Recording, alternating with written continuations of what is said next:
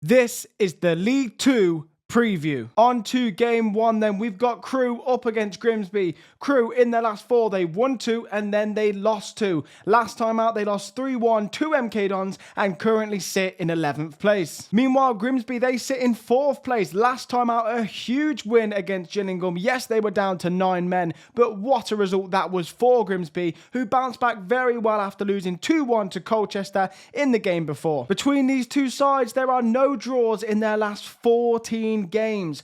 Well, I think that's going to change. I think we will see a draw on Saturday. I'm going to go for 2-2. On to game 2 then, it's Swindon up against Colchester. Swindon in midweek, a massive point against Notts County. They needed to bounce back after that 4-0 defeat to Accrington Stanley. What they didn't want was a bit of a bad form patch to creep in. That's not the case. They drew 2-2 and they do still sit in second. As for Colchester, well, they're on a bit of a charge. They're now up to 14th, which shows you how bad their start was, but they've won 3 back-to-back in the league. Last time out, they beat Harrogate 3-1, and they are on fire. In terms of these two sides, Swindon, last time they played, they won 3-2. The time before that, Colchester won 4-0. So I see there being goals in this game, and I actually think it's going to be Swindon 3, Colchester 2, Swindon just edging things. And finally, game 3, it's Gillingham up against Salford, a massive game. Gillingham currently sitting 5th, but they are severely out of form.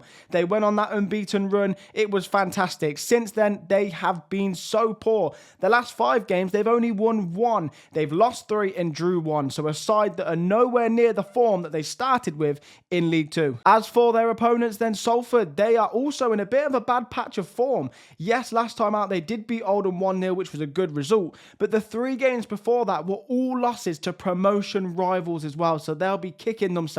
Still in the playoffs, yes, but needing to get that consistency back. In terms of these sides going head to head, wow, Salford's last win against Gillingham was all the way back in 2022 now. Gillingham have won the last 2 games against Salford at home. I think that's going to be the same outcome this weekend. I'm going to go for Gillingham 2, Salford 1, in what's going to be a close game, but Gillingham back to winning ways. What a weekend we've got then. Let me know your score predictions, what you think. Let me know if you go into the game, of course, in the comments.